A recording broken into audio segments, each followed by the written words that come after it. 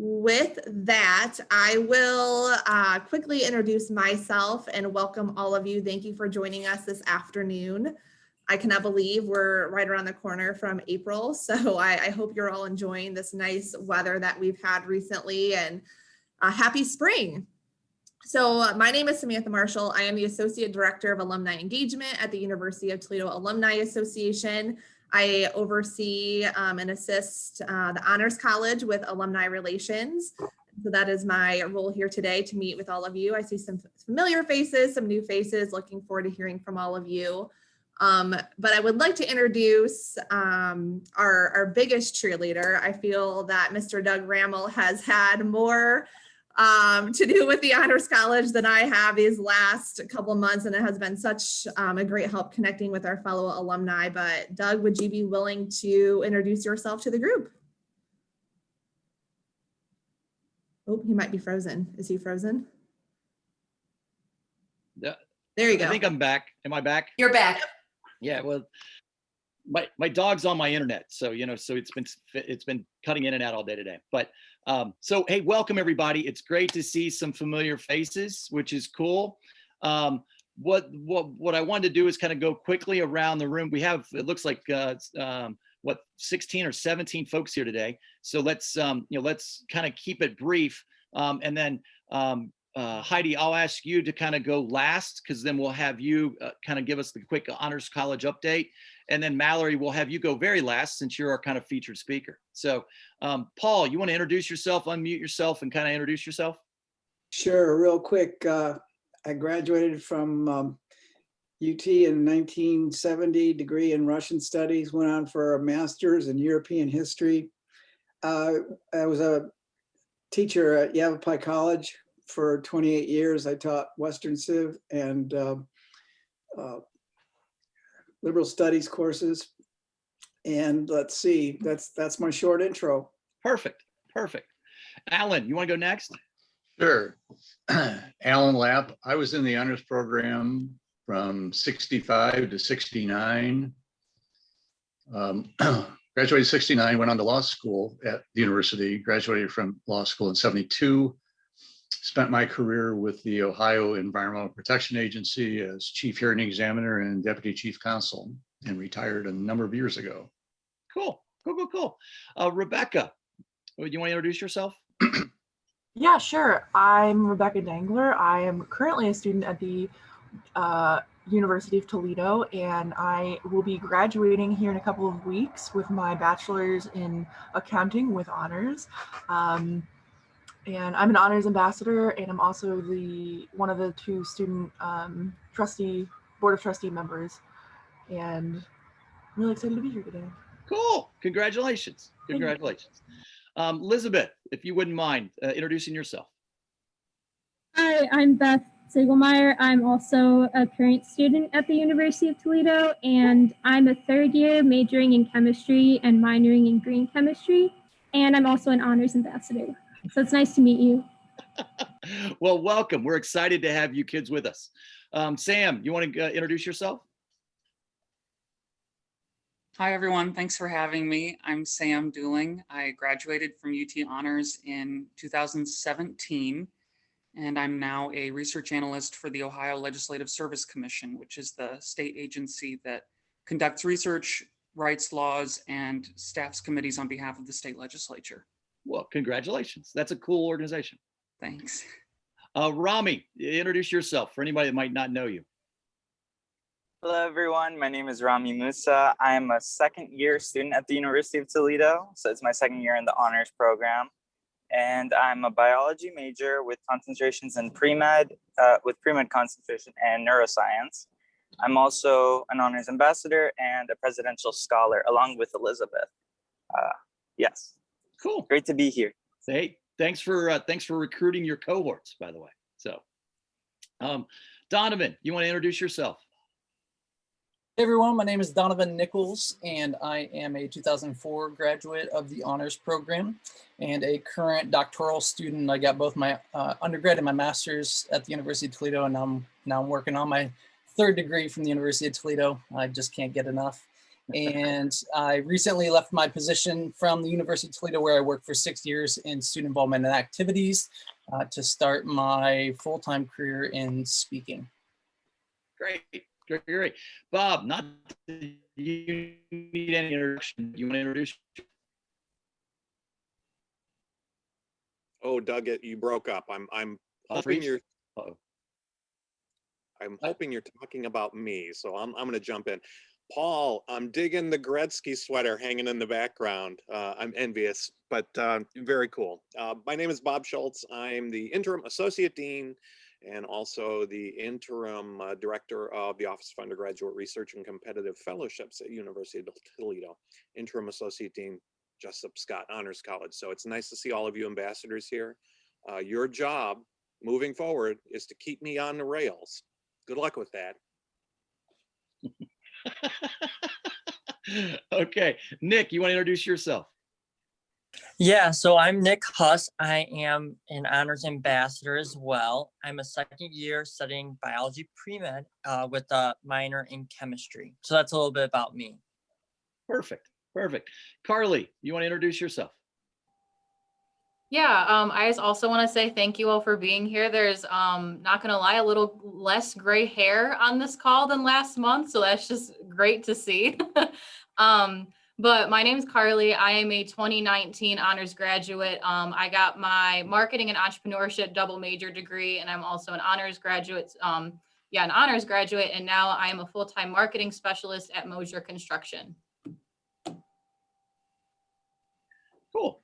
Lucy, you want to introduce yourself? Uh-oh. Hi, yes, my name's Lucy Frank. Thanks for hosting this today. I was really excited to join. I graduated with honors in 2017, and I currently work as a legislative assistant at Columbus City Council in Columbus, Ohio. Cool, cool, cool, cool. David, you want to introduce yourself?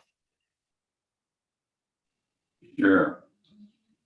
Dave Rowan. I graduated a little earlier than most of the people here. I graduated from the honors program in 1975. I'm in econ political science. I went to Georgetown Law School, and I've been the chief legal officer at the Cleveland Clinic, where I'm sitting right now, for the last 26 years. Well, thank you. Welcome, welcome. And then Paul, you want to introduce yourself?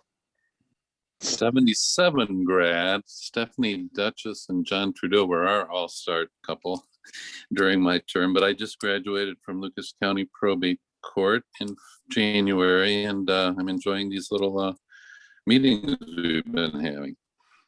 Cool, cool, cool, cool. Well, so Heidi, if you would introduce yourself and then kind of tell us what's going on with the Honors College. Sure, I'm Heidi Apple, Dean. And I have the best job in the world. And I'm coming up on a 5-year anniversary in mid-August. So we've had a great time thinking about what the Honors College means to all majors on campus. And we've had a curriculum envisioning process, which has resulted in a new curriculum, and new and old, because it still has elements of the reading conferences and the challenge to students in all of our small discussion-based classes to be better thinkers, communicators, doers, etc. So, all the same elements are there. They're packaged a little differently for the contemporary student. And for example, some of them meet more of their distribution gen ed requirements. So for students who have majors that are really restrictive in the curriculum, we're able to still include them and have them be able to have the honors experience. You've seen some of the great students, current students and recent students on this call, and I'm just beaming because I missed some of you who have left recently, and I'm so happy to see you again. The other thing is that a couple really positive things, 2 small victories for us in the Honors College as we've honed our curriculum and honed our message about the curriculum. We find that this year our applications are up 20%. Oh, great. Of previous years. Now we still have to yield them. And so we're all working hard, and ambassadors play a really important role in that, making sure that those students actually come here.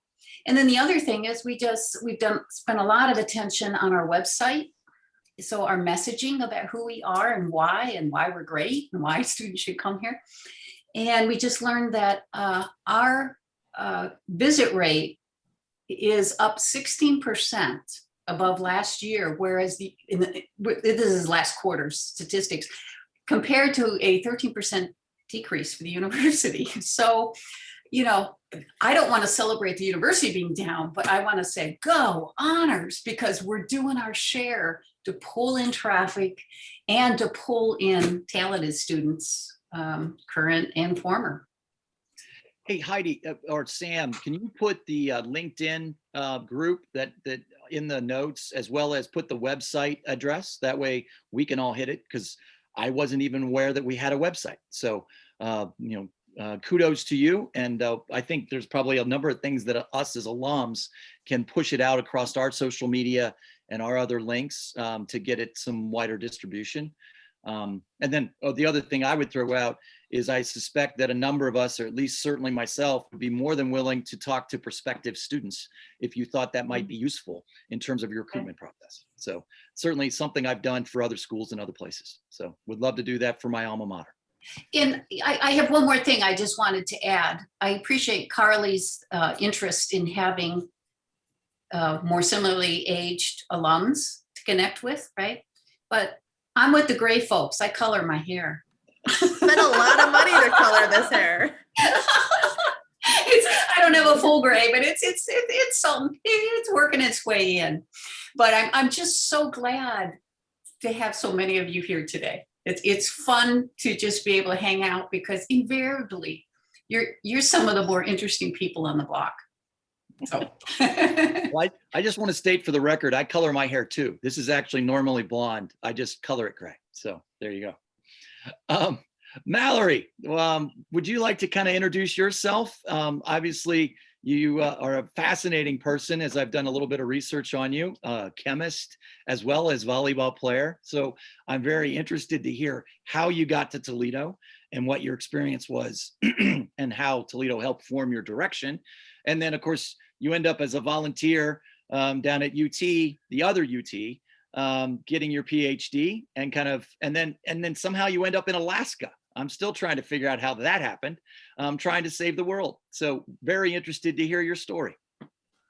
Yeah, thanks. I'd say feel free for anyone to chime in with questions while I'm talking. This is totally informal, but I grew up in Illinois and then started playing volleyball in high school and got a scholarship to Toledo. I was looking at a bunch of different universities, and what sold it actually, Dean, was the visit. So I met with Dr. Andy Jorgensen in the chemistry department, and he's also from Chicago, has family in Chicago, and he sold me on the crystallography program at UT. It's one of the best in the nation, actually. So I accepted the volleyball scholarship and played volleyball 2006 to 2009.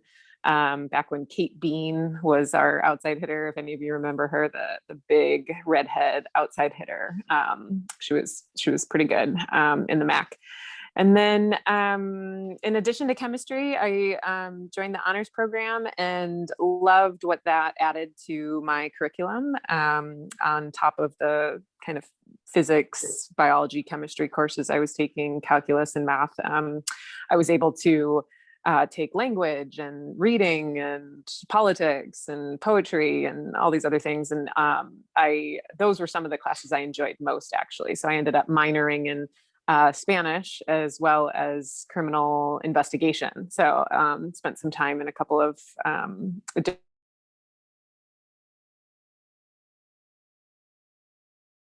to be a friend. Criminal investigation came into my curriculum, but then my last year at UT, I met Dr. Mike Weintraub in the ecology department, and he was looking for an analytical chemist to go up to Alaska and collect soil samples, soil cores and permafrost cores to study the chemistry of how they were changing with climate change and warming temperatures.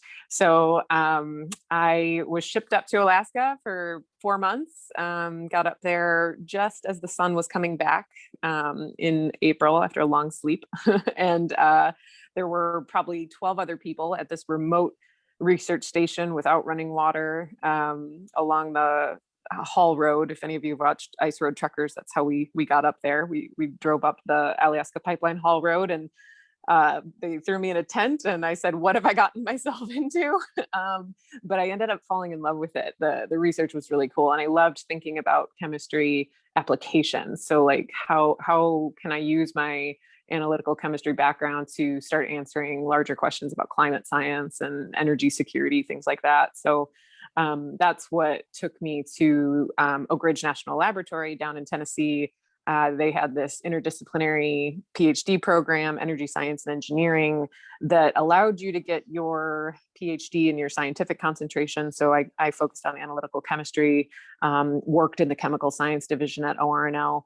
And then on top of that, took classes in policy, and they also offer some entrepreneurship opportunities. So that's like your dual track.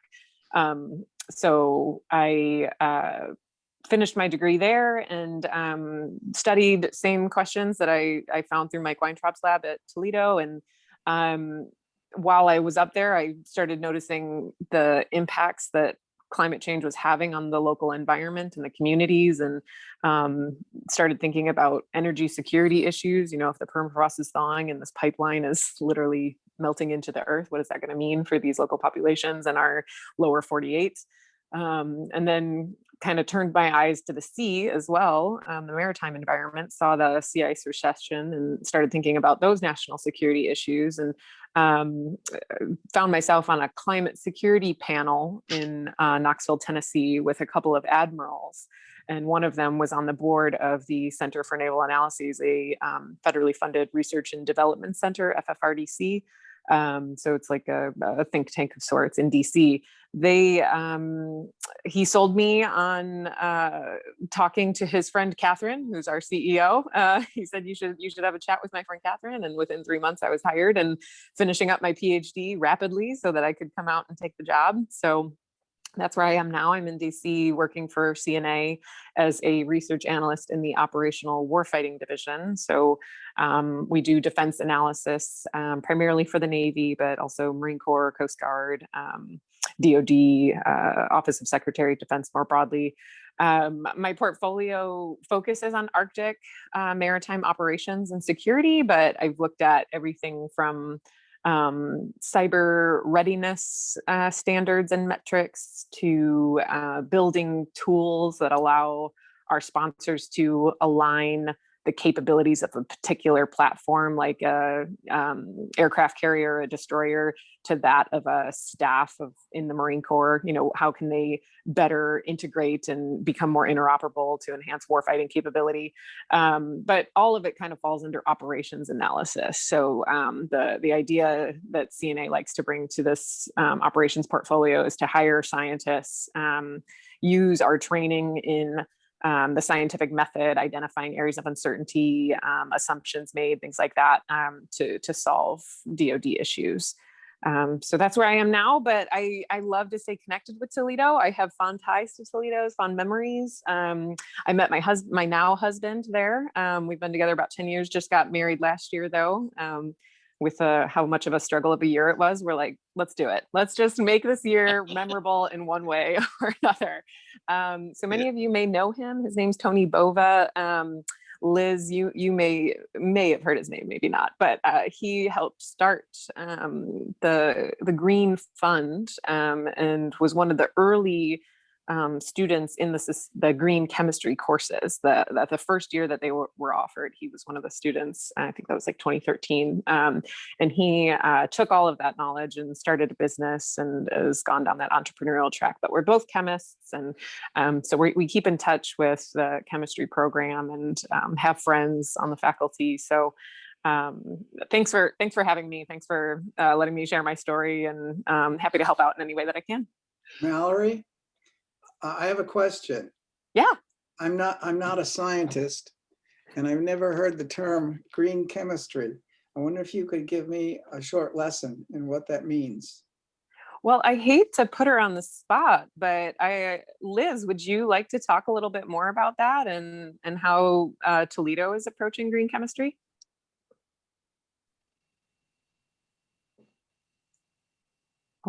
Are you muted? Can you hear me okay? I'm sorry, you Oh, talking? here we go. Okay, sorry. I'm not used to being called Liz. Oh, I'm sorry. I thought you introduced yourself as Liz. Apologies. Elizabeth? Yeah, that's fine. Sorry, no, you're good.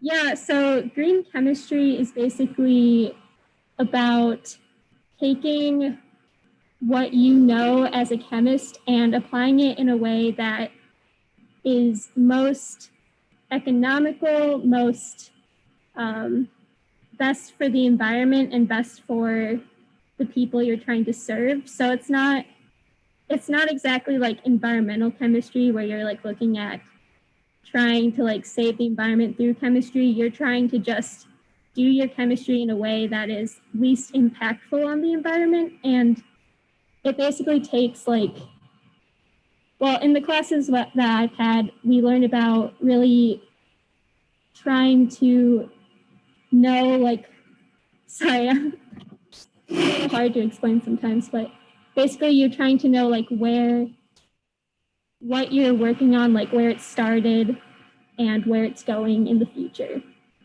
I don't know if that was a good explanation, but that was perfect. Yeah, no, well done. And that's how my husband, Tony Bova, talks about it too.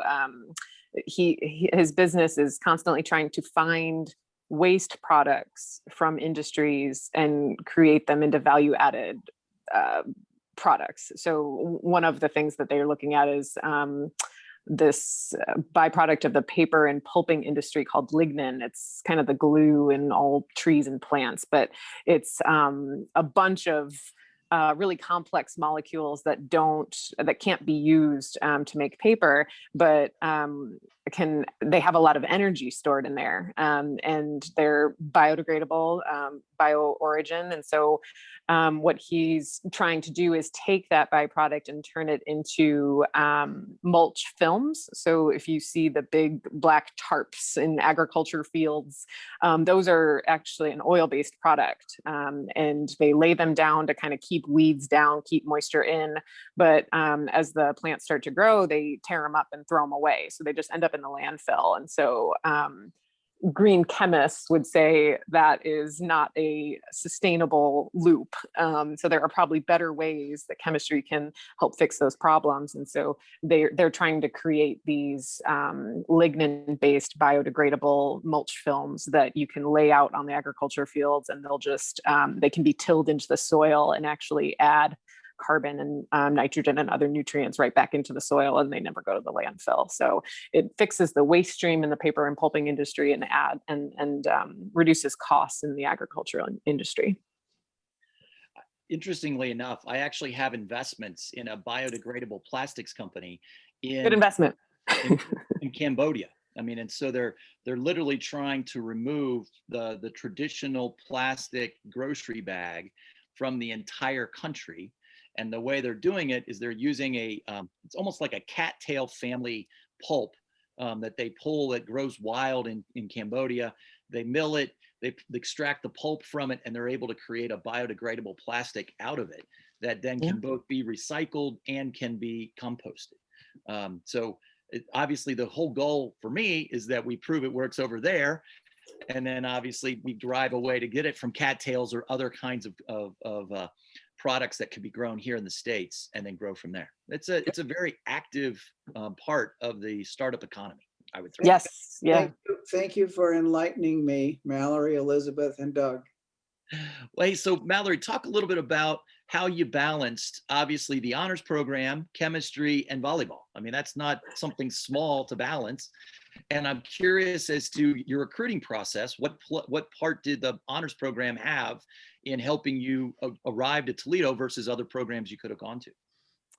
Yeah, the answer to your first question is at the cost of my mental health, probably. But I thankfully, the athletic department at Toledo one of the I was looking at a bunch of different schools to play volleyball for. I had a few offers, and one of the things I really liked about the athletic department at Toledo is that they put academics first. So I'm 5'9". I'm not going to be, a Big Ten volleyball player. It wasn't going to ever be my first priority. Chemistry was always going to be my first priority. So I needed a coach that was going to understand that. It was a 4.5-year program just with chemistry, and then I was adding Spanish and criminal investigation on top of it. So I knew I was going to be there for 5 years. And another thing that they offer as part of that is academic, I'm forgetting the term that they used, but advisors essentially, or mentors that help you make sure your classes are scheduled in a sustainable way and around practices. And if you have to miss a test, they'll communicate with your professors and things like that. But really, I think what sold me on the academic side of things, and in particular with the honors program, is I've never been a person who is comfortable with specializing early. I know that that's kind of something that gets sold. Growing up as an athlete, I always heard, well, Tiger Woods started playing golf when he was 2. And so you really got to specialize. But I have always wanted to have more breadth than depth. I find my little niches that I'm interested in. But the thing that the honors program allowed me to do is to explore other areas. And so peppered among my chemistry courses, I was able to, take these readings conferences and talk about things that are near and dear to me, civil justice and literature and history and all those things that like bring me joy throughout a day. So I think that's how I got through a grueling curriculum, the honors college, and the people that I met there, and the conversations I had with professors and their support on a day-to-day basis. That was just crucial to my success, I think, and being able to not fail, I'd say. Not completely fail. Does that answer your question? Absolutely. But I would be the first one to say, I think you've gone much further than not failing, right? Well, thanks. So let me ask this. Obviously, you're a female in a primarily male-dominated world, and as the father of 2 daughters, and a former actually a UT Rocket tennis player, I've had to deal with women's issues throughout my career and throughout my life. I'm kind of curious, what did you find, or what have you found as you've explored your chemistry career, and how open are things, and how challenging are things as a young female professional in your profession? Yeah, so it was interesting. I started learning about the lack of diversity in the sciences pretty late in undergrad. Actually, it's probably my 3rd year that I kind of woke up to the fact that, I'm the only girl in this class.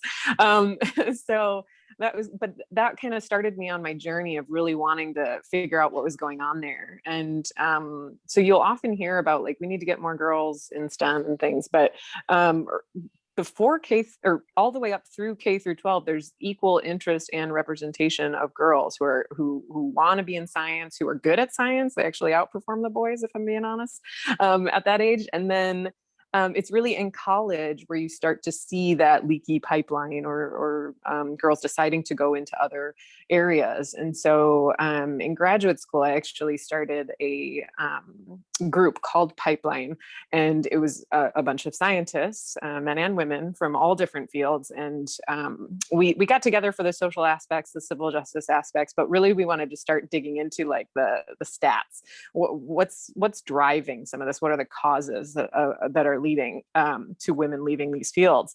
And it really is kind of this daily drumbeat of underrepresentation, lack of mentors, doors being closed or not even there existing for you, that why wouldn't you choose to go in a different direction? And I always say I encourage girls and women to stay in the sciences. But even myself, I ended up going into this kind of different field. I'm not at the lab bench anymore. I still am conducting the scientific method, but in a very different way.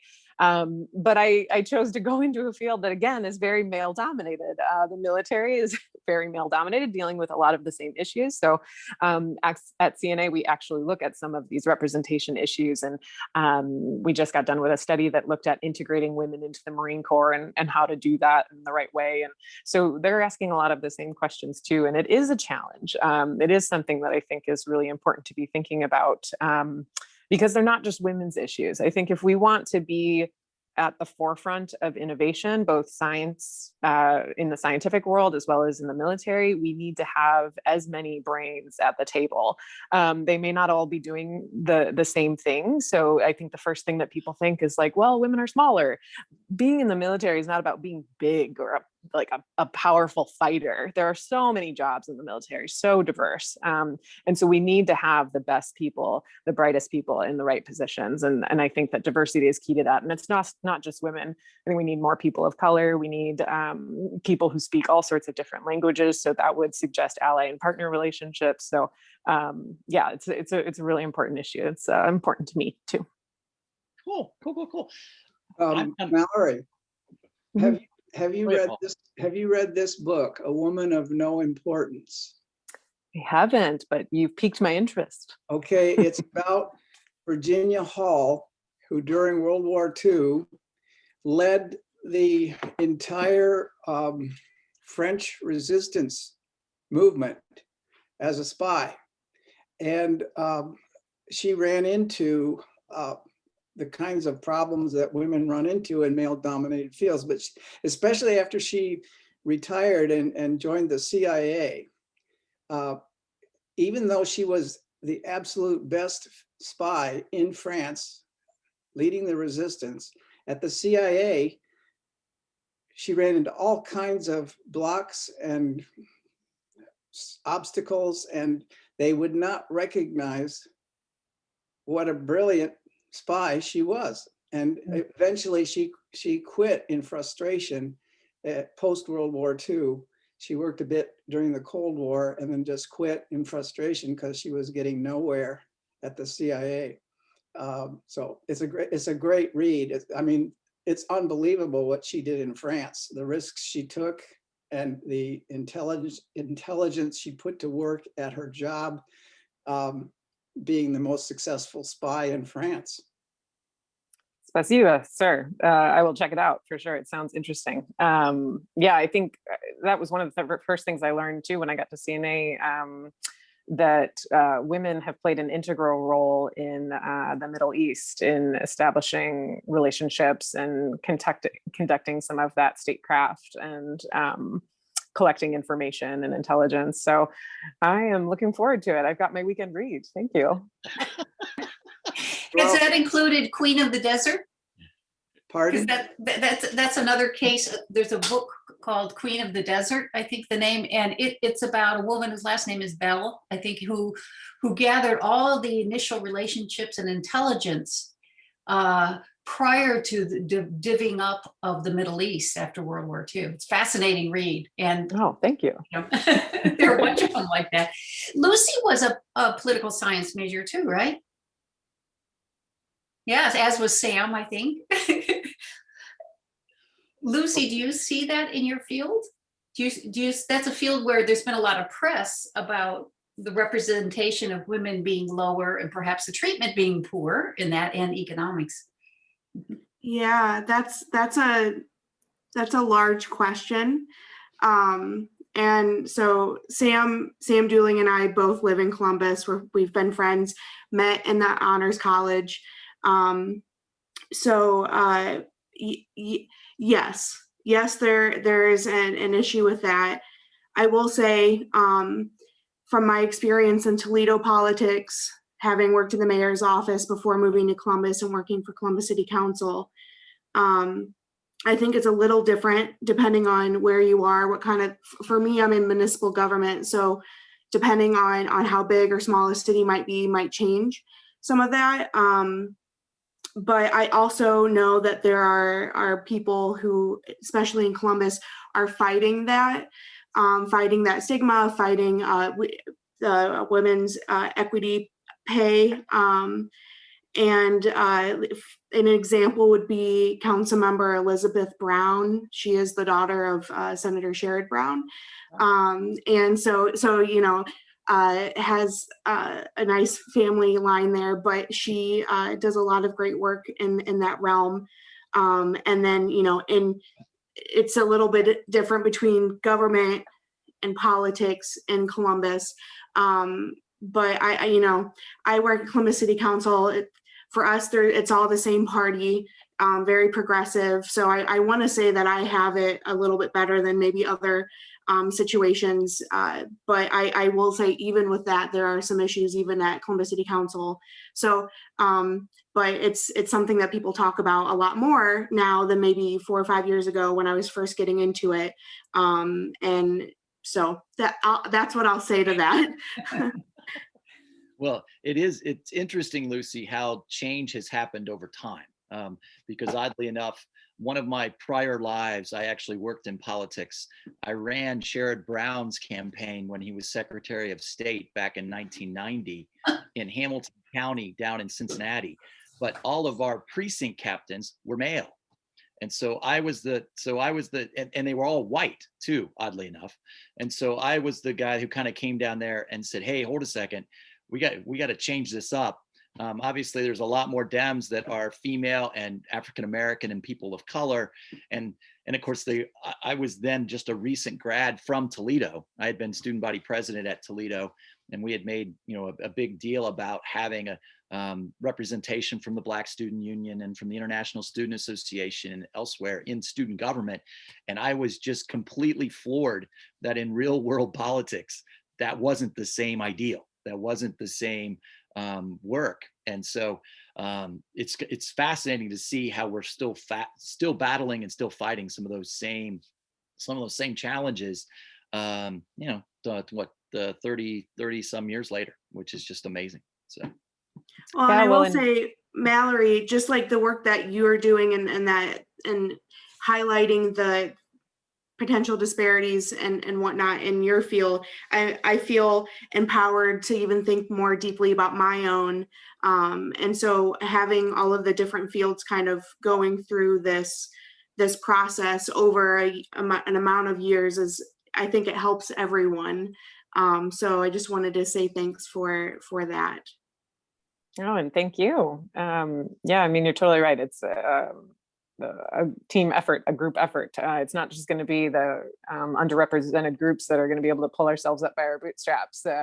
In my history, you've been hearing about, I've mainly had male mentors, white male mentors, and they were amazing. And they opened doors for me, and they have provided me the path that I was able to take. So they are important to this process as well. And so we don't want to exclude them, I think, is an important thing. I'll stop there.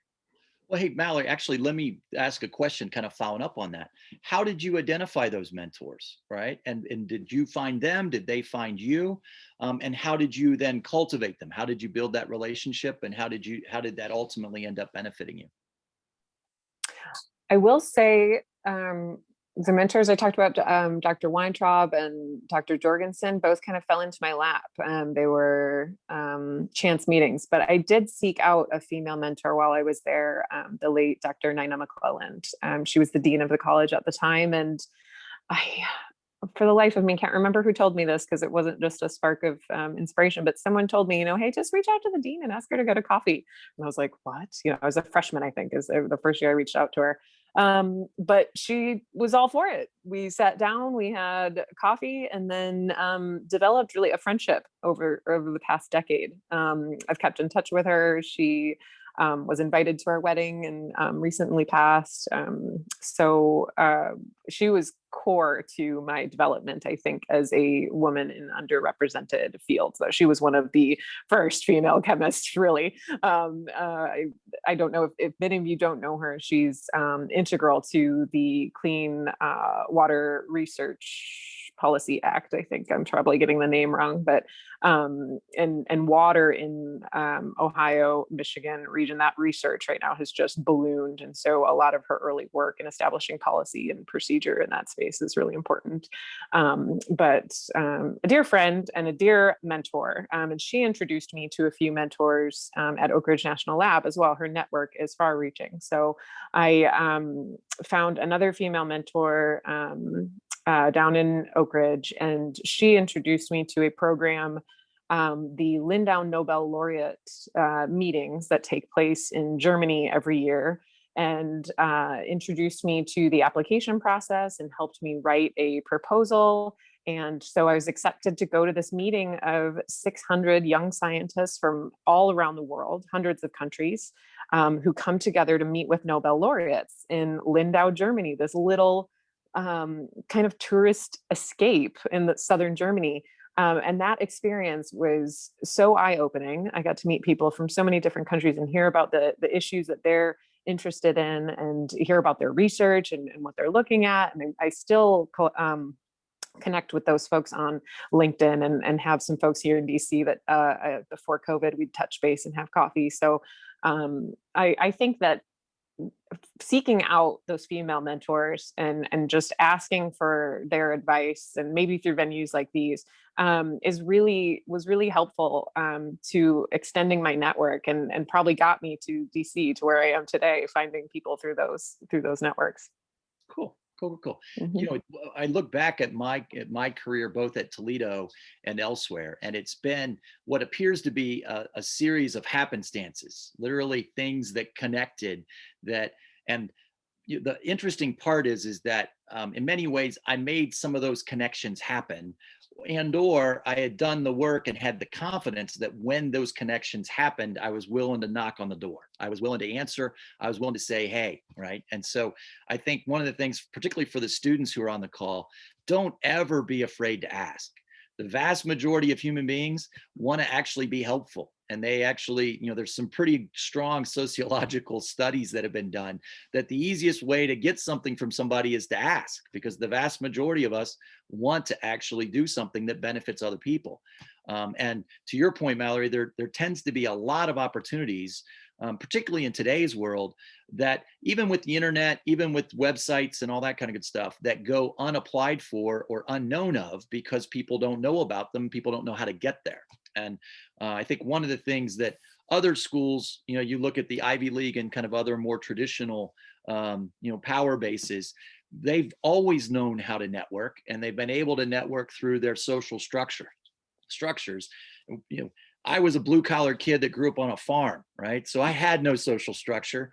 I could network as much as I wanted with the cows. They weren't going to get me anywhere. So but what Toledo taught me more than anything else, it taught me how to network, and it taught me how to make friends. Well, not so much how to make friends, but how to leverage friends and leverage contacts in ways that ultimately have benefited me and really helped me build my career. So, what other pieces of advice would you throw out, Mallory, in terms of, and I'm asking more out of self-interest. I have a senior in high school she's unfortunately going to another school at the University of Cincinnati, but she's going in design. I've got her to Toledo multiple times. I just couldn't close the deal. So that was my bad. But she's obviously kind of, in some ways, she's a high school senior. I ask her what she wants to be when she grows up, and I get this smirk and I get a rolling of the eyes. But how did you find your path? Did you always know your path? And how have you kind of explored options as you've gone forward? Oh gosh, no, I did not know my path. I didn't even know this job existed when I took it, and I didn't know what I was getting myself into. I kind of just said, well, I'm interested in policy and science. It's in DC. They're going to let me do research. Let's give it a go. And I use this line probably too much now, but it is the dream job I didn't know existed.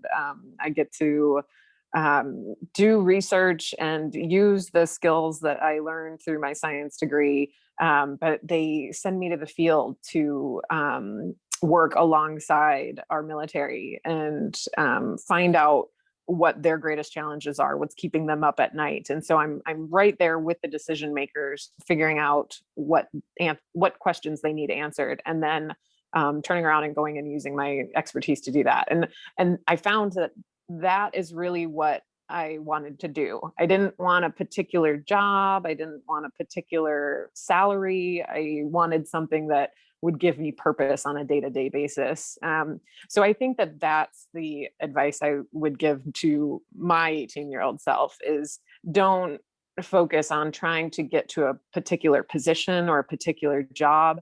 And if you don't know, it sounds like your daughter is on a path and has chosen a school and knows she wants to go to college. But one of the things I tell high school students a lot is if you don't know you want to go to college, don't go yet. It's really expensive. And you go into a lot of debt to get that education. And it is important. It's an investment. That's why we go into debt. But you don't want to spend time figuring out what interests you while you're paying for that. Go find a position, take an internship.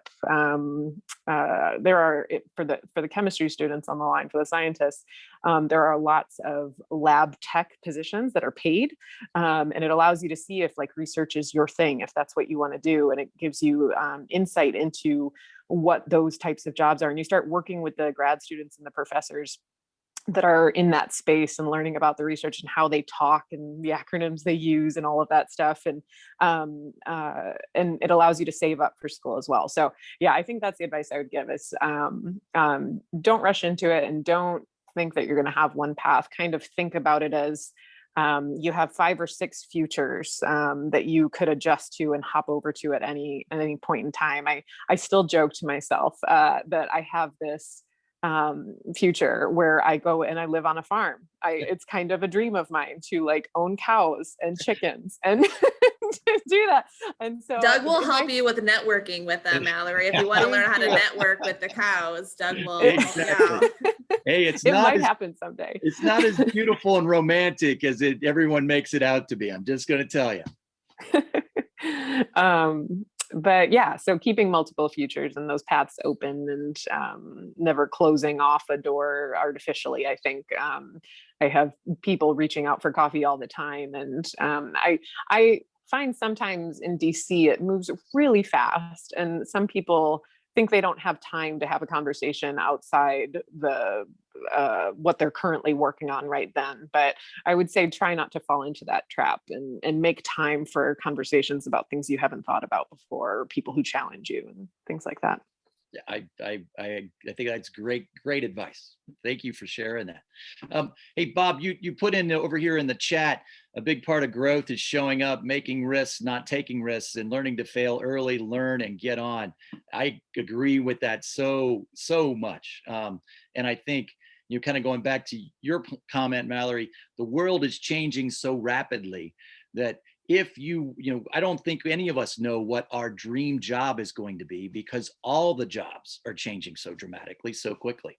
And I think what's going to be really interesting to see over the next year is obviously the impact of COVID, I believe has been so much more sociologically and economically than it has been necessarily from a biologic or a physiologic disease standpoint. I mean, there's been technology. Zoom is a great example. We would never have been able to do this a year and a half ago because the idea of getting on a computer and talking to, 17 different people from all across the country would have sounded ludicrous, right? And so none of us would have been willing to do it. That change has happened. And now, it took 50 years for us as a society to figure out how to do business over the telephone from the point that Alexander Graham Bell made the first phone call. Now you can open up a bank account in a Singapore bank without ever being in Singapore or being a citizen of Singapore, for that matter, all on your phone, right? And I'm sure Alexander Graham Bell would never understand that this is a phone and that the last thing we use it for is to actually make phone calls. So, which is pretty fascinating. So, Doug, I want to throw this out for you. I hope you're telling your daughter that growing up is something you don't have to do. You can never grow up. You have to grow old. There's no choice in that. That's a biological fact. But growing up, don't do it. It's overrated. Hey, I'm the product of that. I've never grown out of adolescence, and yet here I am, and been successful along the way. So that's what I throw out there for you. I agree with that wholeheartedly, and I would argue I'm the personification of that. Well, guys, hey, listen, the time has flown. It's 12:51. I think we have a couple kind of final homework things to take care of. Sam, we have the next event already set up, right? Correct. So we are hosting a virtual event in April. Let me scroll forward to make sure I share the correct date with you.